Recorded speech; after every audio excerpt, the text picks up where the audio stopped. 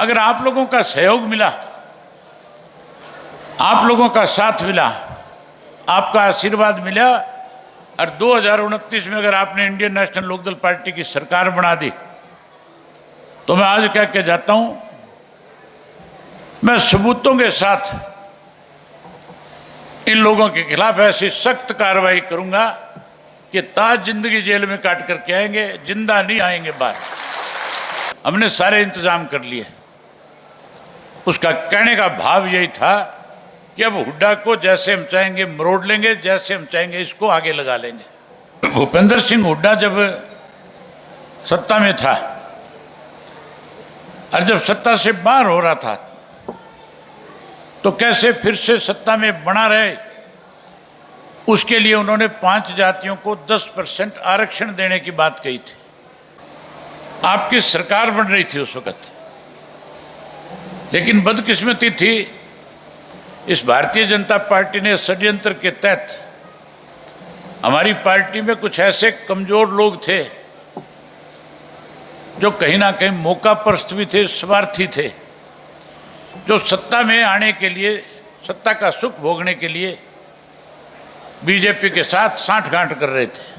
आपको याद होगा, एक राजकुमार सैनी नाम का सांसद था कुरुक्षेत्र से, बेसब्री से इंतजार थी।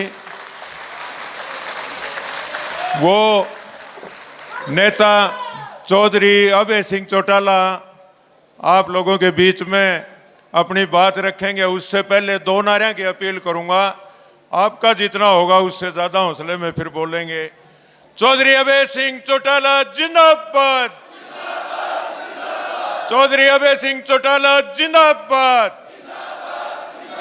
ताऊ देवीलाल अमर रहे, चौधरी ओम प्रकाश चौटाला अमर रहे।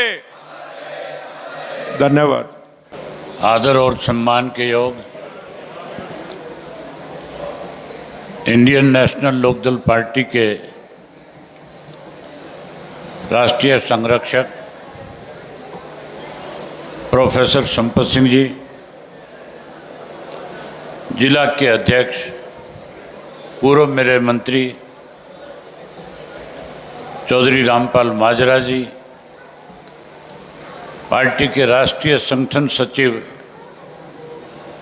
भाई उमेद लुहान जी, जिला के अध्यक्ष सतपाल काजड़ा जी, महिला की जिला की अध्यक्ष ललिता टाक जी, मंच का संचालन कर रहे दलबीर किरमारा जी, सुरेंद्र लांबा जी, हल्का के अध्यक्ष भाई राजकुमार सियाग जी, पूर्व में रहे प्रत्याशी बलराज सुब्रवाल जी, सोनिया बड़ौदा जी, मंच पे मेरे साथ बैठे हुए पार्टी के हरियाणा के सचिव खेदड़ साहब, अन्य पार्टी के प्रदेश, जिला और हल्का स्तर के सभी नेतागण, आज के उकलाना विधानसभा हल्का की इस कार्यकर्ता की बैठक में आए हुए पार्टी के बहुत ही वरिष्ठ कर्मठ मेहनतकश कार्यकर्ता साथियों, माताओं, बहनों, पत्रकार छायाकार दोस्तों, मैं सबसे पहले तो उकलाना हल्का की जो टीम है हमारी, जो पदाधिकारी है, उन सबको इस बात के लिए बधाई दूंगा कि आपने बूथ के स्तर तक कार्यकर्ताओं से संपर्क करके आज की इस मीटिंग के लिए निमंत्रण दिया, जहां कार्यकर्ताओं की मीटिंग को आपने सभा में तब्दील किया, उसके लिए आप बहुत बहुत बधाई के पात्र हैं। साथियों, मेरे से पहले जो बोलने वाले साथी थे, उन्होंने आपको 27 तारीख को, 27 सितंबर को चौधरी देवीलाल जी के जन्मदिन को,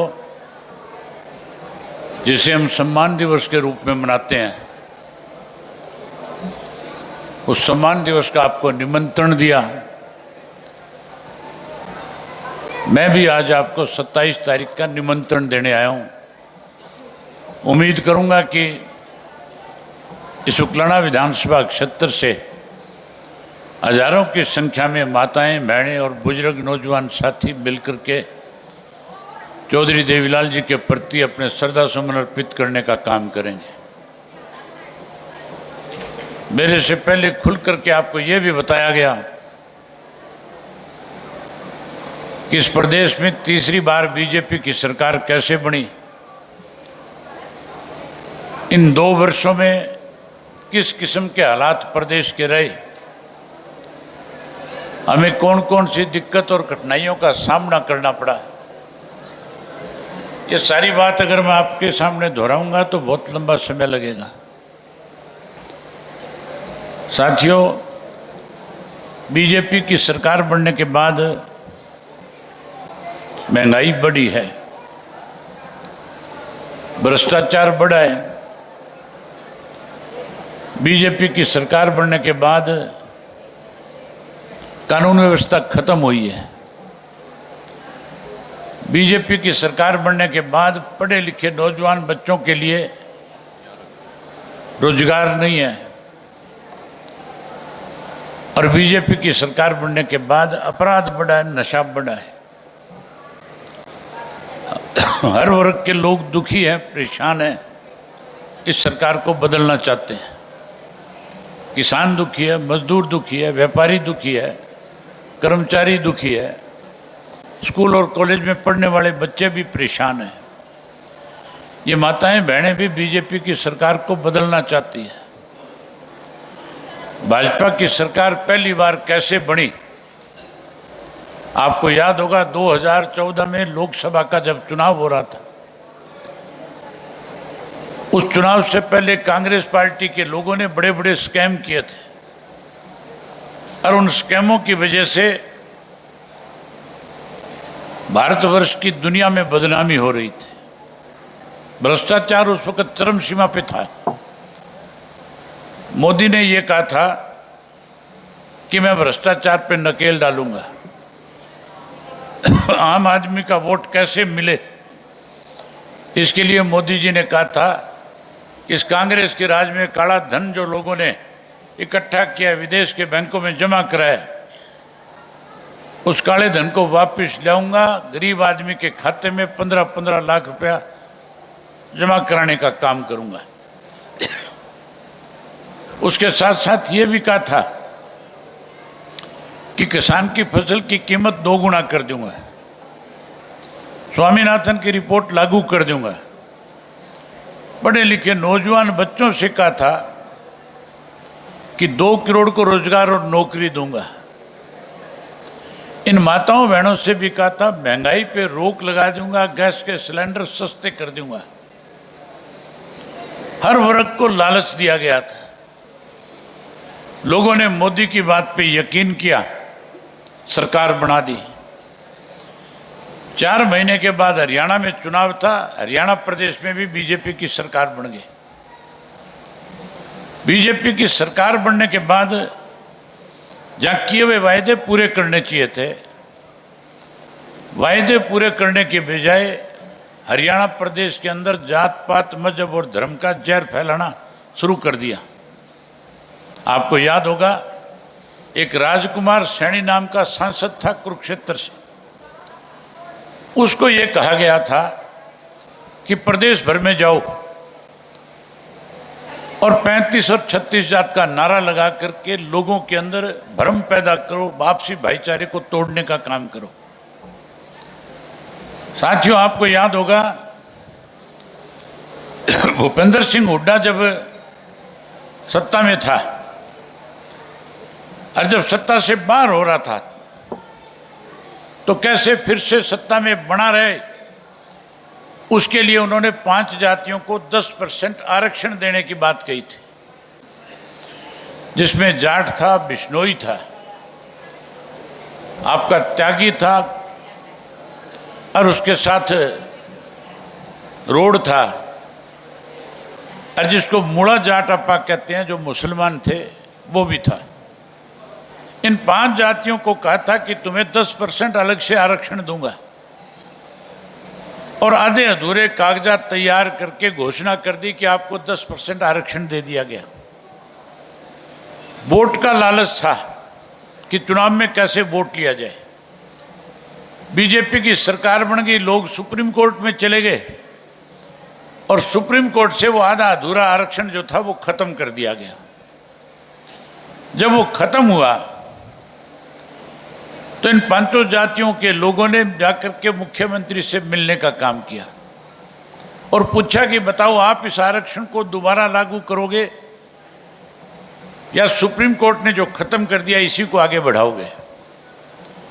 विधानसभा में मुख्यमंत्री ने मेरे सामने ये बात कही थी कि हम ऐसा कानून बनाएंगे कि दोबारा कोर्ट में इसको लागू करने में दिक्कत ना आए और हम 10% आरक्षण देंगे। मुझे तो जिस दिन मुख्यमंत्री ने बात कही थी उस दिन भी यकीन नहीं था।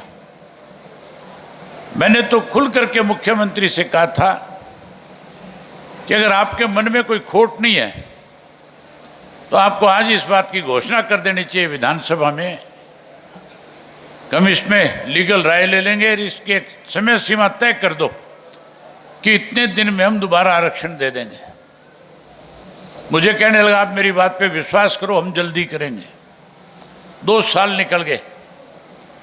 2 साल का समय निकलने के बाद जब लोगों को ये लगा कि केवल खाना पूर्ति की जा रही है, टाइम पास किया जा रहा है, तो फिर पढ़े लिखे नौजवान बच्चों ने अपने अधिकारों की मांग को लेकर के रेलवे के ट्रैक रोक दिए, नेशनल हाईवे जाम कर दिए। उसे जाट आरक्षण का नाम दिया गया और उस आरक्षण के दौरान लोगों के ऊपर बहुत बर्बरता की गई, लाठी चार्ज किया गया, आंसू गैस छोड़ा गया, वाटर कैनन मारी गई। आखिर में फौज बुला करके गोलियां चला करके 32 नौजवानों को मौत के घाट उतार दिया। जहां एक तरफ तो 35-36 जात का नारा दिया जा रहा था, वहीं उस आंदोलन में बैठे निहत्थे लोगों पे अत्याचार किए जा रहे थे। लोगों ने उस वक्त ये फैसला कर लिया था कि हम इस बीजेपी की सरकार को सबक सिखाएंगे, इसको सत्ता से बाहर करेंगे। आपकी सरकार बन रही थी उस वक्त, लेकिन बदकिस्मती थी, इस भारतीय जनता पार्टी ने षड्यंत्र के तहत हमारी पार्टी में कुछ ऐसे कमजोर लोग थे जो कहीं ना कहीं मौकापरस्त भी थे, स्वार्थी थे, जो सत्ता में आने के लिए, सत्ता का सुख भोगने के लिए बीजेपी के साथ सांठगांठ कर रहे थे। 2018 में गुहाना की रैली में जिस तरह से कुछ लोगों ने आपकी पार्टी को कमजोर करने का काम किया, पार्टी को तोड़ करके अलग पार्टी बनाने का काम किया, जहां आप बीजेपी को सत्ता से बाहर कर रहे थे, वो लोग षड्यंत्र के तहत भाजपा को सत्ता में लाने में भूमिका निभा रहे थे। साथियों, जब चुनाव हुआ तो बीजेपी ने नारा दिया था 75 पार का, और वो स्वार्थी ये कह रहे थे हम इनको जमुना पार कर देंगे। ये भी कह रहे थे 32 नौजवान जो मरे हैं इनकी इंक्वायरी कराएंगे, जो दोषी लोग होंगे उनको जेल की सलाखों के पीछे भेज देंगे। उनका इशारा सीधा था कि भाजपा के लोगों को जेल भेजेंगे। लेकिन चुनाव हुआ, लोगों ने कहीं उन पे विश्वास कर लिया और 10 सीटें इस प्रदेश में जिता दी। टोटल 90 सीट थी, 40 सीट तो भाजपा ने जीती, 50 पे विपक्ष जीता। होना तो ये चाहिए थे विपक्ष को इकट्ठा होकर के भाजपा को सत्ता से बाहर करना चाहिए था, लेकिन बाहर करने की बजाय उन 10 जो एमएलए चुन करके गए थे, जिनमें से एक आपके यहाँ का भी था, तुम्हारे यहाँ से भी एक चुन के गया था कि नहीं गया था उस वक्त, तब तुम्हें भी ये लग रहा था ये चौधरी देवीलाल की तरह काम करेगा। तब तो तुम्हारे भी कहीं ना कहीं दिमाग में ये बैठ गई थी कि ये दूसरा देवीलाल है, ये बहुत आगे बढ़ेगा। ये दिमाग में ठीक नहीं थी। और आपने उनके कहने से जिता दिया। उसने विपक्ष में बैठने की बजाय बीजेपी की गोद में जाकर के बैठ गया और लाखों लोगों के साथ विश्वासघात किया। 4.5 साल तक प्रदेश के अंदर लोगों को लूटने का काम किया। अगला जब चुनाव आया 2024 का,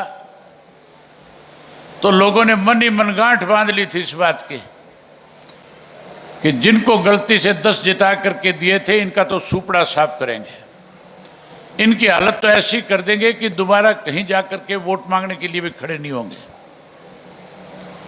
सुपड़ा साफ हो गया कि नहीं हो गया? का उकलाने वालों कोई गलतफहमी रह रही है थारा अब भी? एन दिमाग से निकल गई कि नहीं निकल गई? 10 का तो मामला साफ हो गया। लेकिन कांग्रेस वालों ने षड्यंत्र के तहत बीजेपी की सरकार बना दी। मेरे से पहले तो संपत सिंह बता रहे थे कि हुड्डा एंड पार्टी ने किस तरह से भारतीय जनता पार्टी की मदद करने का काम किया। आज कहीं चले जाओ आप, रेलवे स्टेशन पर चले जाओ, बस अड्डे पे चले जाओ, कचहरी में चले जाओ, चाहे कहीं सुख दुख में शामिल हो, जहां 10 लोग इकट्ठे होंगे, जहां राजनीतिक बात चलेगी, तो ये जरूर कहा जाता है कि अब की बार भाजपा की जो सरकार है इन बाप बेटों की वजह से बन गई। ये बात है कि नहीं है? ये आम चर्चा का विषय है। और ये किस तरह से सरकार बनाई, इस बात को समझने की जरूरत है। आम लोगों के बीच में बैठ करके बताने की जरूरत है।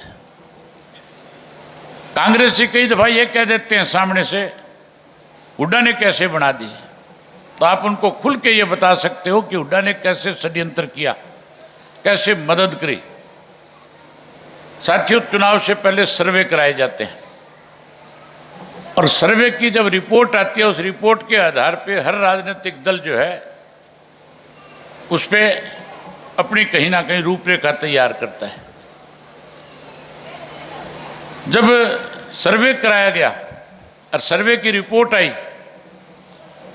तो उसमें यह था कि कांग्रेस अकेली 60 से ज्यादा सीट जीत करके बहुमत में आएगी।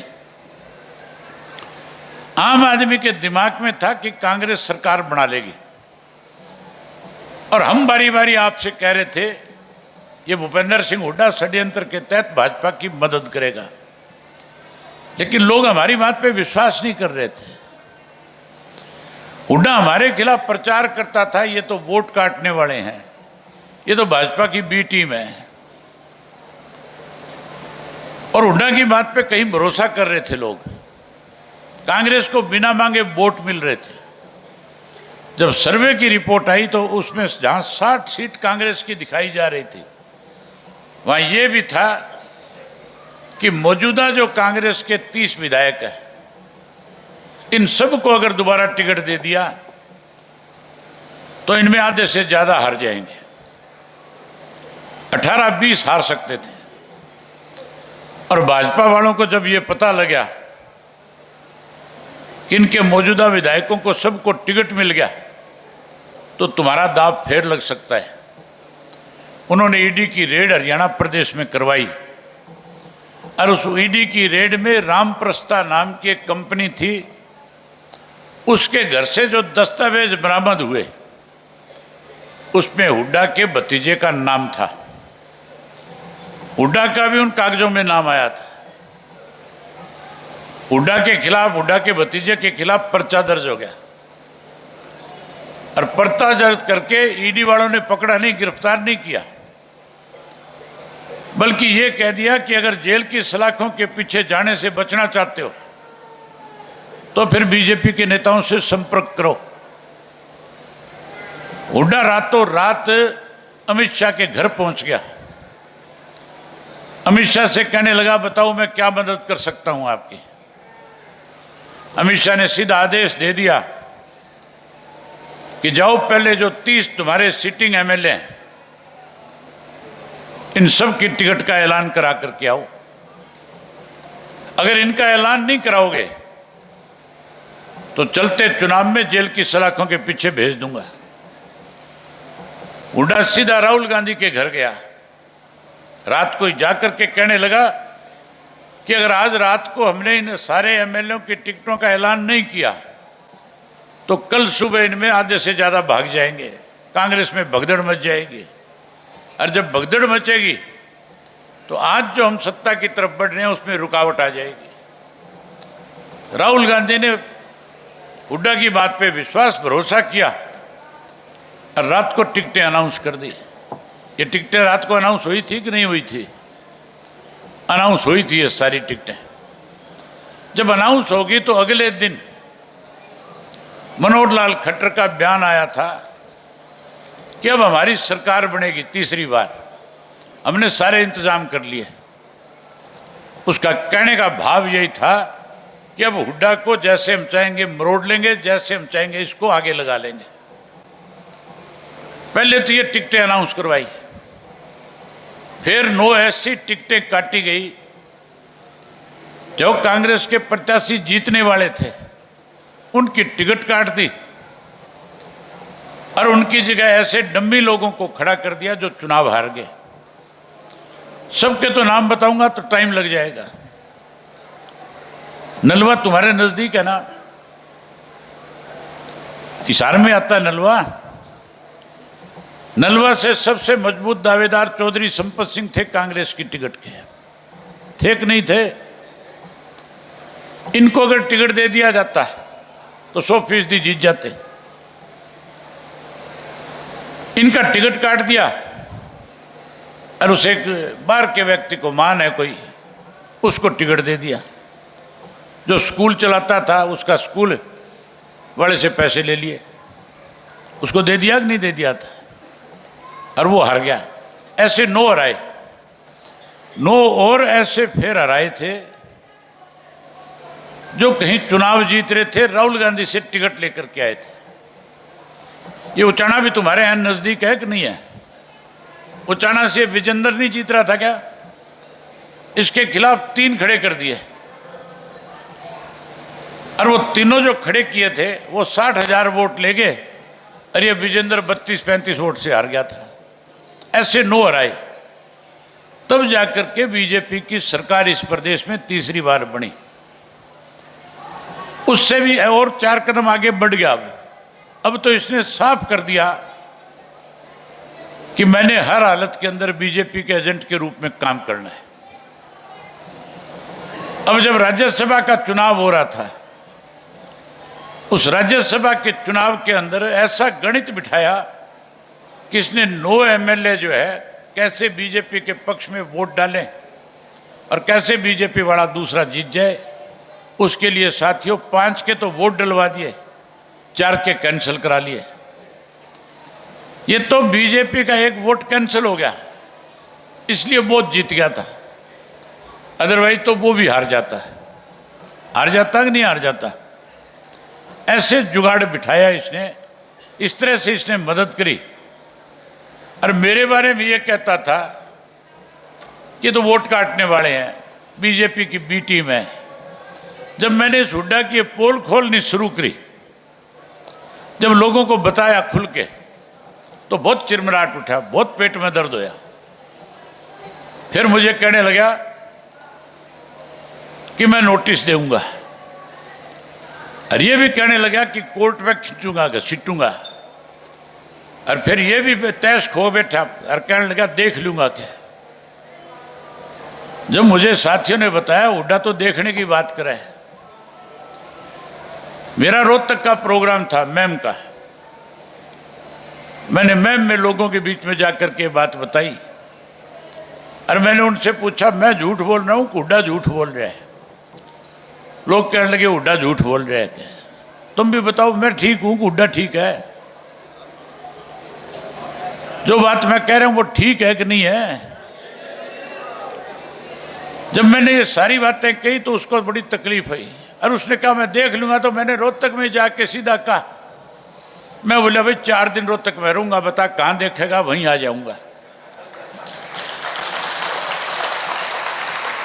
मैं बोला तू तो मुझे देखेगा कि नहीं देखेगा मुझे पता नहीं, तेरे जिसे देखने वाले बहुत देखे हैं मैंने। तैने जो षड्यंत्र के तहत चौटाला साहब को 10 साल की कैद कराई, अब तो हाई कोर्ट ने भी यह साबित कर दिया कि ओम प्रकाश चौटाला निर्दोष थे। कर दिया कि नहीं कर दिया? अगर आप लोगों का सहयोग मिला, आप लोगों का साथ मिला, आपका आशीर्वाद मिला और 2029 में अगर आपने इंडियन नेशनल लोकदल पार्टी की सरकार बना दी, तो मैं आज कह के जाता हूं, मैं सबूतों के साथ इन लोगों के खिलाफ ऐसी सख्त कार्रवाई करूंगा कि ताज जिंदगी जेल में काट करके आएंगे, जिंदा नहीं आएंगे बाहर। ये बातें तब होगी जब आप लोग जो है खुल करके सपोर्ट करोगे, खुल करके आगे बढ़ोगे, बूथ के सतर पे पार्टी को मजबूत करोगे बूथ के सतर पे मजबूत है। बस तो 27 को आना और बूथ के सतर पे संगठन खड़ा करना, यही बात आपसे कहने आया था। आपने मेरी बात सुनी, आप सबका बहुत धन्यवाद। जय हिंद, जय हरियाणा।